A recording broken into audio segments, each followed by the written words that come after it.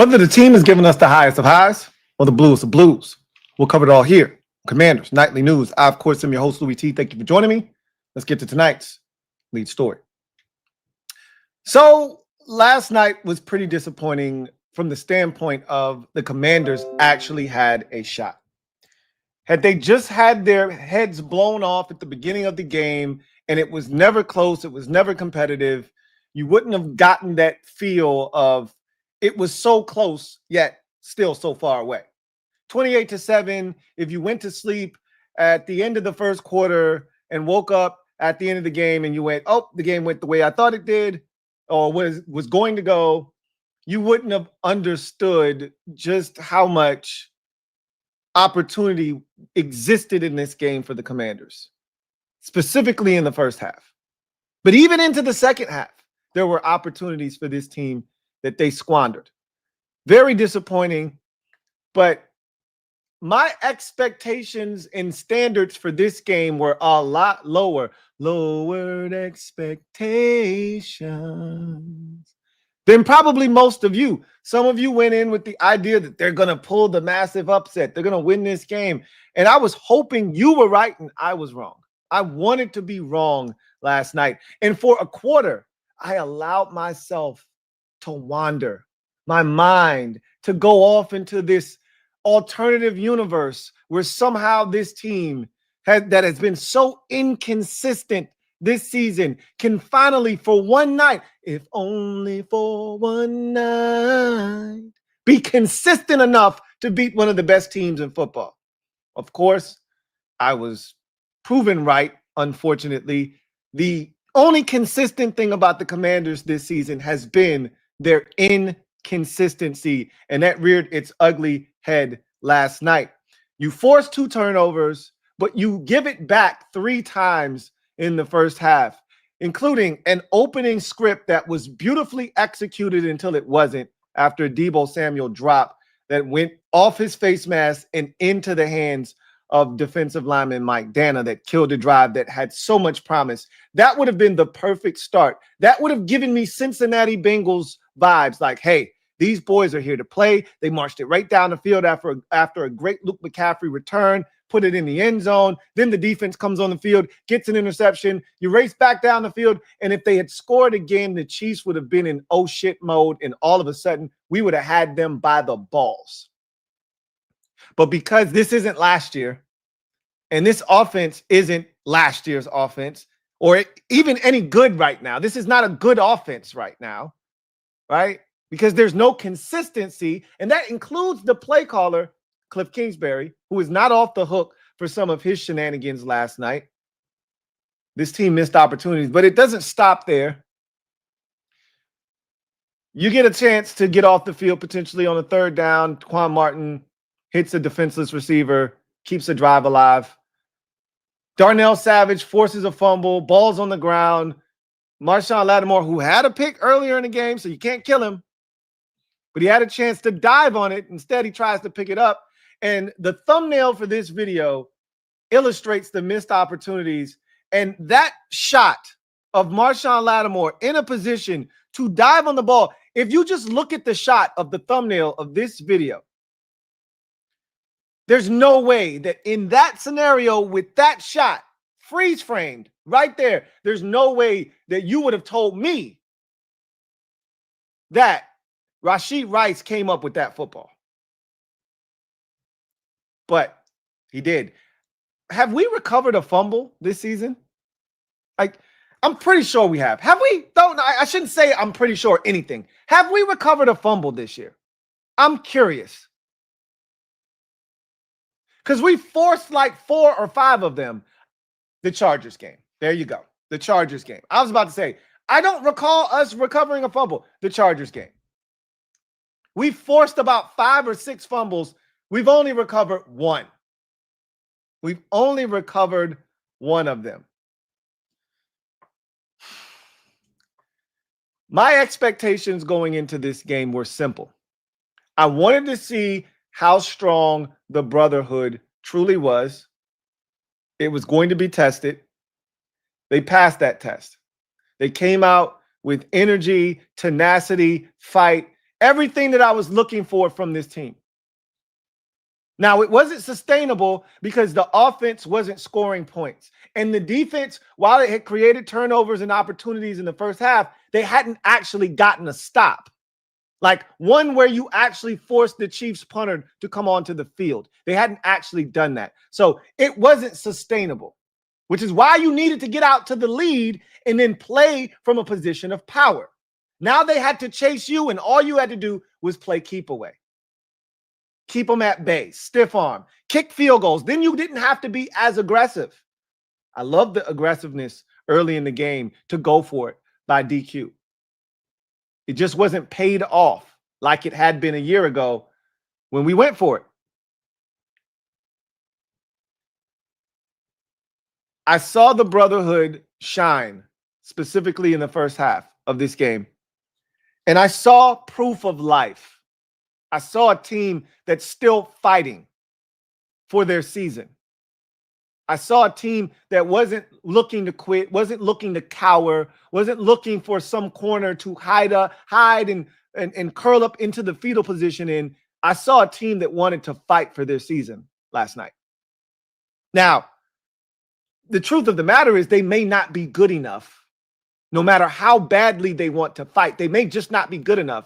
And injuries may have put them in a position where they simply can't fight at the level that they need to be victorious. But at least I saw a team willing to put forth the effort. It resembled the team that DQ said had a strong week of practice. They looked like that. That's what I was looking for. My thought process is if you come out with that same level of intensity, you're flying around, you're being aggressive, you're going after it. You add Jaden Daniels to the mix, and you got a shot to beat Seattle next week. Now, if you're tagging Terry McLaurin out of this lineup, I probably take it all back because he's the only guy that we saw it. He's the only guy that threatens the field vertically. No one else. None of our other receivers seem to be able to catch, let alone make a tough contested catch, which there's nobody in the league that does it better than Terry. And there's no one else that gets their feet down in bounds and still makes acrobatic, body contorting catches like Terry does.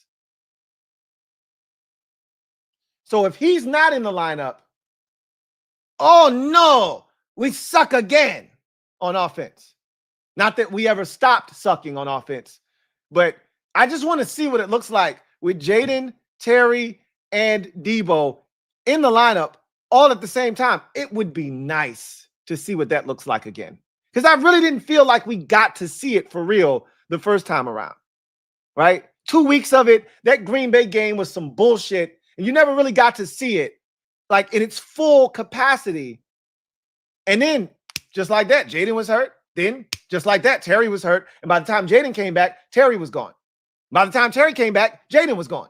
I just want to see what it looks like once. And maybe I shouldn't be so literal with the injury reaper because he's taking words to heart. And he's like, oh, you just want to see it one time? Well, I'll give you 1 week and then I'll take all of them from you. That's the type of shit he's been on, it feels like. But I saw proof of life last night. I saw a brotherhood that was strong in its bond and willing to fight. Again, do they have enough fight? Do they have enough talent to make the fight matter?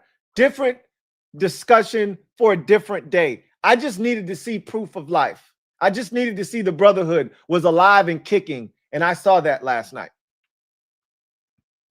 As for the keys to the game, obviously, when you lose, generally the keys to the game didn't go as planned.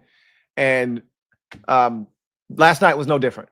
You know, somebody, shout out to the mob. The mob was great last night. It was one of those games where I wasn't like, normally I'm super positive and optimistic. I just wasn't last night. I wasn't allowing myself to fall into that trap.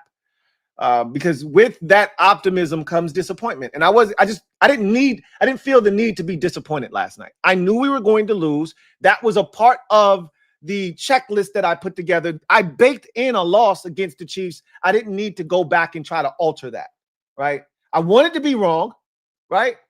I wanted to be wrong, but I knew I wasn't. But the mob was awesome last night. They were super positive and they were uplifting. And somebody in the mob last night, I don't know who it was, but it was a funny take that they said basically after the first possession when Debo had the ball bounce off his face mask and into the hands of Mike Dana. Well, Louie, there's your first offensive key of the game. That one's gone. Yep, someone was listening yesterday when I gave those keys to victory. The first one, mistake-free football. I said you don't have a chance if you don't execute. The rest of this shit is null and void. It's irrelevant, and it doesn't matter if you can't do the first one. And literally, when that football bounced off, it was so awkward. It happened so fast. It bounced off of Debo's face, and I didn't even see the ball. Like, where did it go? And then all of a sudden, I see Mike Dana running with the football. I'm like, you got to be effing kidding me, bro. That didn't just happen. You didn't just do that, did you? So the first key was offensively, mistake-free football, limit the penalties, which we did. We did not have a ton of penalties. The first half, if you recall, didn't have any penalties. They had one penalty on special teams, I believe. And that was after we kicked it off. After scoring the touchdown to tie the game up, the Chiefs got a block in the back or a holding penalty on the ensuing kickoff. That was the first penalty of the entire game for either team. Like, we had penalties in the second half, but we limited the penalties. I wasn't upset at the penalty number for the Commanders, but it was the turnovers. You couldn't have any. You couldn't have any. And by game's end, you had 4. Both of the Marcus interceptions, I thought, were bogus, and really, I don't blame him for either one. You had the one at the very end of the game with 12 seconds left, which was some bullshit. You know, you just try to make something happen. He probably should have just thrown it away and just said to hell with it, but he wasn't thinking that way. And then the first one, obviously, I just talked about the Debo one, which was that was really the backbreaker, because if you score on that first possession, it changes everything, right? Even if it's a field goal, you just come away with something on that first possession. You feel good about yourself. We were going to score a touchdown on that possession. They had no answers for what we were doing. Even that Debo Samuel screen, he's going to beat Mike Dana to the line of scrimmage. There's blockers in front of him that had a chance to pop for a solid game. They had no answers for what we were doing early in the game. And, Debo pissed it away. I said every possession needs to end in a kick. And obviously that possession nor the ensuing 2 possessions for the Commanders ended in a kick. All ended in turnovers, interception, turnover on downs, turnover on downs. So they didn't play mistake-free football, right? Next offensive key, best third down conversion rate of the season and win time of possession. They got half credit for this because I asked and I shall receive. We had our best third down. Again, this was not a bad performance by Marcus Mariota. He literally put us in a position to have a chance to win this game. He literally put us in a position to have a chance to win this game, and he was let down by his teammates. He was let down by his teammates. He was let down by some of the play calls by Cliff Kingsbury, and it's a damn shame that Jalen Lang didn't catch a pass, that Zach Ertz dropped a pass. That was after the game was pretty much decided at that point. Really don't want to throw Zach Ertz under the bus. It's a shame that Zach Ertz couldn't get the damn first down. I feel like he should have been able to do that for his quarterback. It's a damn shame that Sam Cosmi couldn't, identify who he should be blocking on a big third down in the game and gave up a massive sack that pretty much ended the game. It's a damn shame that Jalen Lane couldn't field a kickoff and forced us to start at our own one. It's a shame that his teammates. It's a shame that Debo Samuel couldn't catch a simple wide receiver screen. It's a shame that his teammates let him down in a game that I thought he played his ass off in. But we converted our best third down conversion rate. We were 7 of 12 in this game.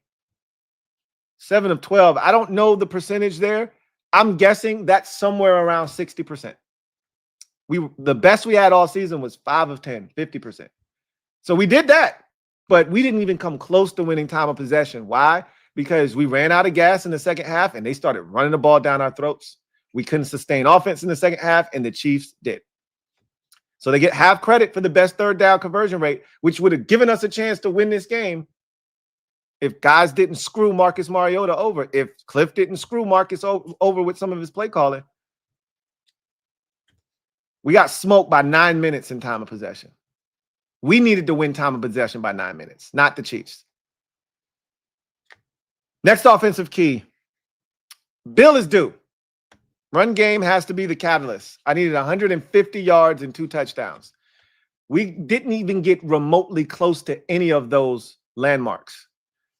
We had our worst rushing day of the season against the Chiefs. 60 yards rushing.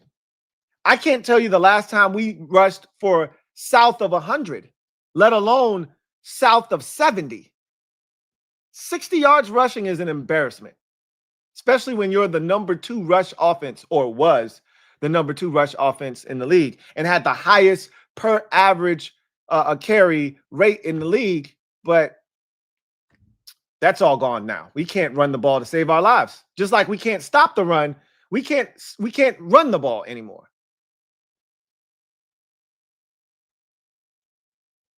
Score, and the last offensive key was score and leaders lead. I needed Terry, Debo, and Ertz to step up, and I needed 27 or more points to be scored in this game to have a chance to win. Well, obviously we didn't score. 7 points isn't beating anybody, especially the 3-time AFC champion Kansas City Chiefs. Definitely not beating them. But this was probably the most disappointing part of that statement and really the offensive keys. Because Marcus Mariota, again, this wasn't his fault, but in every game he's played in this season, he's had a turnover. And again, these are going to get charged to his account in the game last night, but they really shouldn't be. But that's just the way it goes. So I'm not shocked that we couldn't play clean, mistake-free football. But I did expect the leaders to step up. Terry did. But Zach Ertz and Debo Samuel most certainly did not. Most certainly did not. And you just can't have that. If you are Zach Ertz at this point of your career, at that age, if you can't do the things that we expect you to do, then what's the purpose of you being here? And I could say the same thing for Debo Samuel, you know? Like, if you can't just catch the football, the simple things. Like, you're not returning kickoffs anymore. You're not doing that anymore. So if you can't catch a wide receiver screen, what are we doing? What's the purpose? Right? And I don't want to be harsh on Debo. He's been excellent for us, especially early in the season. But you're going to go on the road and you're going to, pull the upset. I need my best players, my most established players, my most veteran players to be the best players on the field. And it wasn't, except for Terry McLaurin. And that's a shame. It really, truly is. You go to the defensive side of the football, and the first defensive key was either 2 shutdown drives or 1 shutdown drive and a takeaway. They actually did both. We didn't score twice, so there wasn't a scenario of 2 shutdown drives. So I take that back. But they scored the touchdown right before the half, and they got the stop prior to halftime. Didn't allow the Chiefs to get any points. So there's your shutdown drive. And hell, they forced 2 turnovers. Like, what are we talking about? If you would have told me before the game that we would have forced 2 interceptions on the opening 2 drives of the game by the Chiefs, and we would hold them to 28 points in this game, I would have told you we had a shot to win. Now, I told you this game couldn't be played in the high 20s. We would have needed to keep them a little bit lower. And I believe if we would have scored on these drives, if we didn't have these drives go to waste, they wouldn't have gotten to 28 points. It would have been a different game, because then we would have been in control of the game. We would have been in control of the pace. We would have been the one trying to eat up time of possession. Instead, it was the other way around. But I'm proud of the defense in the first half. And really for in the duration of the game, I hate that they got gutted on the ground in the second half, but I asked them to, and this we'll get to this. I'll talk about it when we get to it. Next, a defensive key. So full check mark for the first one. Next defensive key, stop the run. They can't have a two-way go. Unfortunately, we didn't stop it in the second half. At first half, we stopped the run. There were no big plays. There were no rushing lanes. They were contained on the ground. It wasn't until the game got out of control and injuries started to mount that the run defense, and you could see the life leaving our bodies. You could see it, right? As the score started to get further and further away from us, from 7-7, there was still fight, right? 14-7, still fight. It got to 21, and you could see guys just the fight leaving their bodies. 28-7, it was over. So it's unfortunate that it got to that point, but I actually thought they stopped the run when the game was still in the balance. But they did. Ultimately, it wasn't a great night stopping the run. So no points there. The next one, Mahomes can't eclipse 260 yards passing. He definitely did that in this game. Make them earn everything. I give them half credit because they made the Chiefs earn everything that they got. They had 4 trips to the red zone. They scored on all 4, but one of them was on a 4th down that they had to convert. We made them earn it. The problem is the offense didn't. Again, if they would have done exactly what they did, if the defense does exactly what they did last night, but the offense actually deposits the ball into the end zone and doesn't turn it over, we win the game because that was the formula. Score points and make the Chiefs nickel and dime their way down the field. Yeah, they had some explosives. Those were the possessions where we took it away from them.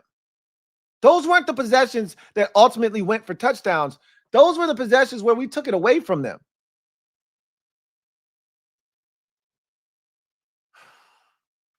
Last defensive key, Chiefs can't score more than 26 points. Red zone defense had to come to play. It almost did on the second touchdown, the first one of the second half, with the second touchdown of the game for the Chiefs, where we got them to 4th down, and we couldn't get the stop on 4th down, and that's kind of when the dam broke, so to speak. So the red zone defense wasn't, its best last night. Obviously, you give up 100% in the red zone, 4 for 4. The Chiefs were, and they scored 28 points. And I told you, you couldn't let this game get into the upper 20s because we couldn't go there with them. Like 27 has been our max this season. Clearly, we didn't even make it to the teens, so it didn't matter. But obviously, they didn't get any points defensively for that key either. You tally up what they were able to do, and it's 2 full points out of 8. I haven't seen us win a game yet when the keys have been that low. You just simply didn't get it done, and you had to be damn near perfect. This had to be one of those games where it was 6.5, 7, 7.5, or 8 out of 8 to win. And, for the first possession to be a turnover, it kind of just set the tone for what was to come in the football game. So, unfortunately, they didn't get it done there, but I'm not shocked. I didn't expect them to, really kill it with the keys to victory. So, again, not a big surprise on this end, but nonetheless, we power forward. What we'll do now is we'll take a quick break, get a word from one of our sponsors, come back on the other side. We'll take a look at the snap counts from yesterday. That's a big one now that we've got some youngins getting some exposure, and then we'll listen, or we'll go over what DQ said at his press conference. Let's get a word from our sponsor, Sleeper. Sleeper is the best way to experience and connect over sports together. It's a one-stop shop for all of your sports needs. You can celebrate and chat in the games in real time with other users, get the fastest scores, blazing fast news and alerts right at your fingertips. Play in fantasy leagues and win real money on picks contests.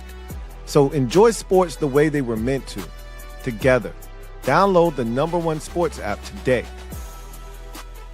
Predict the hottest football stats like passing yards, receiving yards, touchdowns, interceptions, and much more to cash in on your daily fantasy football skills. Use promo code LTN, and Sleeper will match your first deposit up to $100. Terms and conditions apply. See Sleeper's terms of use for details. Currently operational in over 25 states. Check out Sleeper today. Sleeper. All right, so Now we're in other news where we heard from DQ today. We'll talk about what he had to say. But before we get to any of that, let's take a look at the snap counts from week number 8. And this is pretty significant because we saw a lot of guys get opportunities last night that really hadn't gotten real exposure this season, specifically Tyler Owens. We saw him early in the season get some reps. They weren't pleased with what they saw from him, and they sat him down, and Jeremy Reeves pretty much took over all of his reps. Jordan McGee, same thing. We heard all the excuses in the world why they couldn't get on the field, and then Dan Quinn said enough of that shit and forced Joe Witt Jr. to put him on the field. And injuries have kind of put you in a position where you have to do that as well. Now, if Dorrance were still down there, I don't think they would have taken Jacob Martin off the field so that Jordan McGee could have gotten on the field. You see what I'm saying? So out of necessity, they've done this, but whatever the case may be, it needed to be done. So as you can see, the offensive line, 4 out of the 5 offensive linemen played the entire game. With the lone guy not doing it, Laramie Tunsil, who only played 13 snaps before he injured his hamstring. Something to note here with these snap counts for the offense. 53 total plays is going to get you killed in the time of possession game every single week. And this has been too common a theme for us this season, where it's been 53, 57 snaps. You're going to get your ass reamed in the time of possession department if your first number in your snaps offensively starts with a 5 or a 4 for that matter. And we've seen that this year with this team too, where the first number is a 4, which is just absolutely inconceivable, right? Last year, this number always started with a 6, and in some cases started with a 7.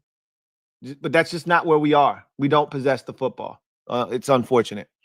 Brandon Coleman, as you can see, stepped in 40 snaps, the 13 that Tunsil did not play. I actually thought he did a solid job in pass protection. Really didn't have any real issues pass protection-wise, not off the edges at least. Debo, 39 snaps to lead the way for all skill position players. Ertz, 33 snaps. Bill, 30 snaps. Bates, 29. Luke McCaffrey, the second most wide receiver snaps at 27. Terry McLaurin, 25 snaps. We got to await, what his situation is. Jalen Lane and Chris Moore, both with 23 snaps at the receiver position. McNichols also with 23 snaps at the running back position. He played really well last night, did J-Mac. Talked about Tunsil already in his 13 snaps with the hamstring injury. Ben Sinnott had a catch. Hey, how about that? 11 snaps for him last night. And Chris Rodriguez had one of the worst runs I've seen this season from a standpoint of maximizing the blockers in front of you. He got 1 carry, and that was it for him on the night. Only 2 snaps. They probably, felt like he left some meat on that bone, which he did on that particular run. You get to the defensive side, and this has been, again, all too common a theme for us, where the defense is playing damn near 70 snaps. You see that here with Quan Martin, Bobby Wagner, and Marshawn Lattimore all playing the full allotment of snaps defensively, 69 to be exact. Way too many snaps in a game if you're trying to win time of possession. Trey Amos, 68 snaps, only missed 1 snap. Frankie Louvu, 61 snaps. Jordan McGee, wow. That is a career high for him without question, 58 snaps for Jordan McGee. There was one point in the game where he got up slow after a tackle, left the game. I got nervous. I thought he had gotten hurt, but he came back. Hopefully he's not on the injury report this week because he needs all the reps he can get, because he definitely made some mistakes last night. Same with Tyler Owens, but those mistakes are going to happen, but they need to play. That's how you're going to get rid of those mistakes. Mike Sanders still 49 snaps. Jacob Martin, 47. Deron Payne, 45. Javon Kinlaw, 40. I think he's going to be just fine. I'm not too concerned with him and the injury he sustained last night. Of the 3 injuries that did happen last night, he is the one that I am least concerned about. Reeves, who came out with his hair on fire last night, 37 snaps. Owens, 25. That's a big number for him. Haven't seen numbers that close to we haven't seen numbers this big for him since early in the season. And it wasn't that big. This is probably a career high in snaps for him, 25. That's a lot for him. So let's see if he can continue to take advantage of those opportunities that he gets. Jalen Holmes, 23. Eddie Goldman, 22. Darnell Savage, 18. Johnny Newton and Sheldon Day both had 17 snaps. Von Miller, 16. We need to get Preston Smith the hell out of here. I'm assuming that if Drake Jackson is available at any point this season, which we can't assume he will be, but if he is, this is the guy you have to cut to make space for him. Preston Smith is a waste of space right now. He's an absolute waste of money. And I can't wait till he's no longer on this roster. His football career is over. He's cooked. Percy Butler, 1 defensive snap. So DQ press conference started by talking about the missed opportunities. And he basically said that, you know, he watched the game on the flight home. He watched it again this morning. And the thing that stuck out to him is the missed opportunities. You can't miss the opportunities that we missed in this game and expect to win. And he said that the difference between the first half and the second half is you didn't get those opportunities again. And that's how it works. He said that's why you have to take advantage of them the first time you get them. And we didn't. So he then said he has no medical updates. His staff had not finished the evaluation of the players yet. So he said he'll provide an update from an injury standpoint tomorrow, which is what I told you last night. This is his move. He's always did it this way. So expect the updates tomorrow. Again, I'm speculating. I don't know this for sure, but my guess is Kinlaw will be fine. Even if he doesn't practice tomorrow, he'll be fine. They'll put a harness on his shoulder, and he'll be able to play through it. It's more of a pain tolerance thing. I think he'll be fine. But Terry, I think, is going to be out this week. Same for, I know for a fact Laramie Tunsil is going to be out. It's Terry's the wild card here. Did he re-aggravate it? It feels like he did. And if he did, in fact, re-aggravate it, we're screwed. But let's just wait to see what's said tomorrow. I probably shouldn't speculate, but that's just what my gut's telling me. And I don't like the way that I feel about it right now. He gave a Jaden Daniels update. He basically said that, and I told you guys this last night. Remember, I said if Jaden wasn't right, he wouldn't have made the trip to Kansas City, let alone been allowed to be on the sidelines. You have to be able to protect yourself if you're standing on the sidelines. So they felt comfortable enough for him to not only travel, but to stand on the sidelines and be a part of the action with his teammates. They told me all I needed to know. DQ said he had a great workout on Sunday, which is the same thing he said about Jaden the week prior, the Chargers game, when he missed the Falcons game. He had a great workout that Saturday. So he said the plan is for Jaden to practice on Wednesday. I wouldn't doubt that. I expect him to play on Sunday, but I told you that last night. I expect him to play based off of him traveling with the team and being on the sideline. So that's great news. But again, who's he going to be throwing the football to is the big mystery right now. So we'll see how all of that shakes out. He talked about Jordan McGee and Tyler Owens and the reason why they were on the field. He said we wanted more speed. We talked about adding more speed to this defense. And, those were two of the guys we thought could infuse this defense with some speed. And that they did. I felt Tyler Owens' speed, and I felt his ability to match Travis Kelce early in this game. I told a lot of people he was playing a lot of man-to-man on Kelce early in the game. He was doing a hell of a job when they asked him to do it. And DQ said, look, it wasn't perfect. They missed some things. There were some big plays given up where Owens had a breakdown one time. McGee had a miscue. And so he said it was far from perfect, but he said these guys earned the right to be on the field and more opportunities moving forward. This is what we need. We need these young guys to get this experience. This is how you get better. Even if it doesn't benefit us this year, it'll benefit us moving forward if these guys are a part of the solution and not the problem. But you got to find out one way or the other. So he said Tyler Owens was a guy that they wanted to get out there for man-to-man purposes, and they wanted him to be down by the box because that's where they feel like he can shine as well. Similar to a Jeremy Chin, right? Bigger guy, physically imposing. He could be like a big safety, smaller linebacker-ish type. So that's why they wanted to give him an opportunity. DQ said they couldn't challenge the fourth down spot on the Zach Ertz. And I forgot all about that last night because I was one of the people screaming, we need to challenge that. And he said, and he reminded me, because I did know this, but I forgot in the moment. I lost my mind for a second, that a fourth down play, if it creates a turnover on down, is essentially change of possession. It's just like a turnover. All turnovers, all touchdowns are up for review. So you don't challenge that. They automatically look at those. And he wasn't going to win that challenge anyway, had he challenged it. So, but he did remind us that they had already looked at the spot and it was short. So whatever. I still think it was a bad spot. But he talked about Brandon Coleman and Andrew Wiley and why Coleman was active for the first time since week 2 in the game versus the Chiefs last night. And it's great that he was, because, look, we needed him, right? Didn't know we were going to need him, but he ultimately played a huge role. Talked about the 40 snaps he played on Monday night. But he said they figured out a better way to go about the swing tackle thing. Instead of actually having a swing tackle, he said Coleman has worked both left tackle and left guard, and Wiley has worked both right tackle and right guard. So why not just keep them on those sides of the field? If something happens to the right guard, Andrew Wiley goes in. If something happens to the right tackle, Andrew Wiley goes in. If something happens to the left guard, Brandon Coleman goes in. If something happens to the left tackle, Brandon Coleman goes in. So they just figured keep those guys on the sides that they're comfortable working at, instead of having them work on both sides where they got to change hand placement, footwork, all of that stuff. It's smart, and it worked out for Brandon Coleman last night.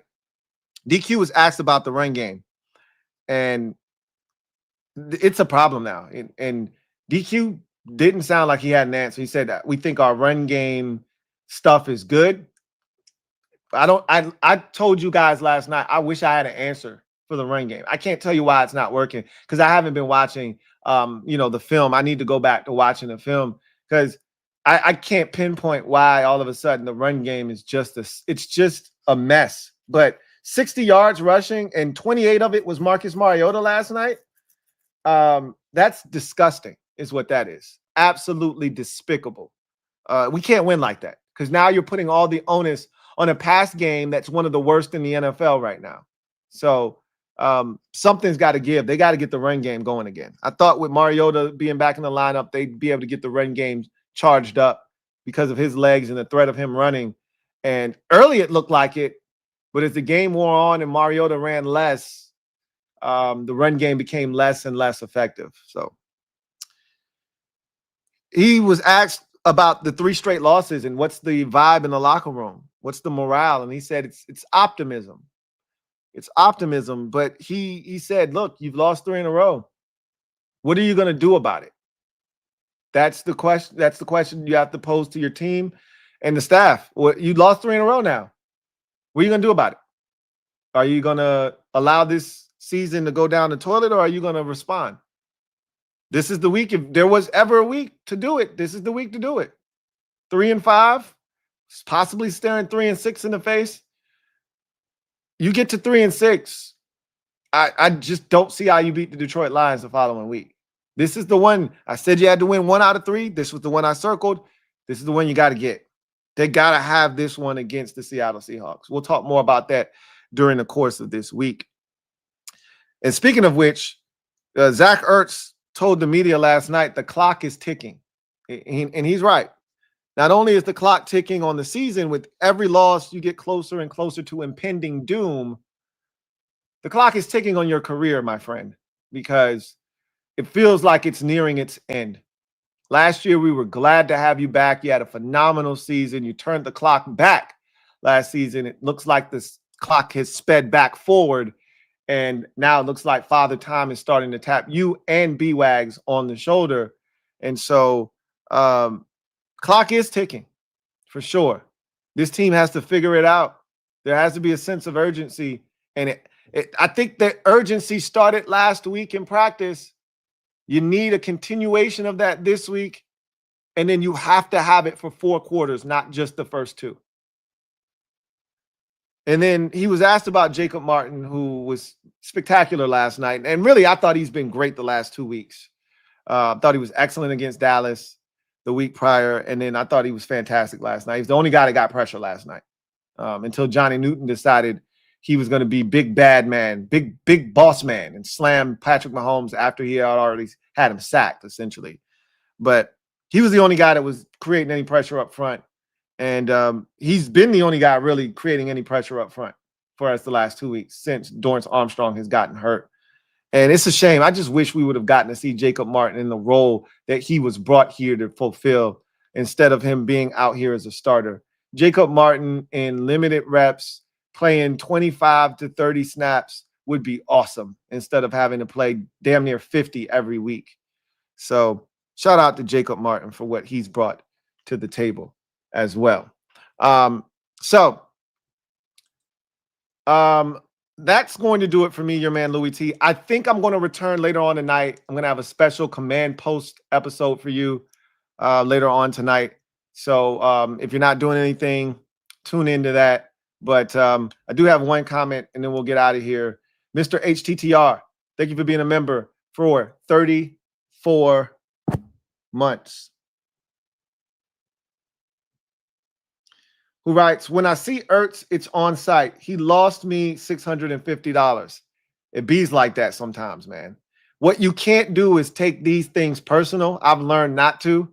You just add dudes to the do not bet list, right? So I've got a list of guys that they're not touching my ticket. You know, they're not allowed. They're in timeout. And to me, this is the thing I'll tell you about Ertz. If Jaden Daniels isn't playing, you shouldn't have Zach Ertz on your ticket anywhere. Okay? If Jaden's playing, Ertz is going to get the football. That's why I was shocked he didn't get it against the Chargers. But then what happened the following week against the Bears? He got that shit a ton, and he scored a touchdown. Jaden plays, Ertz is going to get the football. In that first half against Dallas, Ertz was targeted. His ass wouldn't catch the damn ball, but he was targeted a ton. And you got to think that there'll be a bounce back game for Ertz next week against the Seahawks because Jaden's going to look for him. So it sucks, but there were a lot of people that didn't, do their job last night. There's a lot of guys that let this team down, let us down as fans. And, Ertz was not alone in that. But I hate it for you, bro. As a man who has had, one player destroy his ticket after another, I empathize with you, my guy. I really do. I know the feeling. Anyway, I digress. That's going to do it for me, your man, Louie T. Thank you for joining me here on Commanders Nightly News. I look forward to chopping it up with you guys later on tonight for the Command Post, a special edition of the Command Post, where we'll talk about some Commanders-related issues, some things that I think need to be brought to the forefront. But in any event, enjoy the rest of your evening, and I will see you guys later. Take care. God bless. Good night. Here comes the diesel. Here comes the diesel. There's the snap, hand to Riggins. Good hole. He's got the first down to the 40. He's gone. The 35, the 30, the 20. He's gone. He's gone.